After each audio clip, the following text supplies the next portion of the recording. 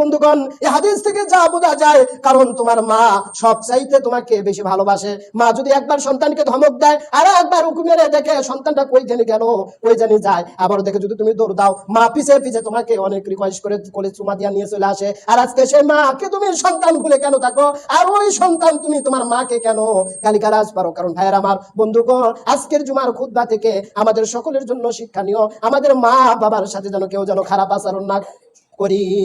আজকের পর থেকে যেন আমরা আমাদের মা বাবার সঙ্গে কেউ যেন আর খারাপ আচরণ না করি, কারণ মা বাবার সাথে খারাপ আচরণ করা যাবে না।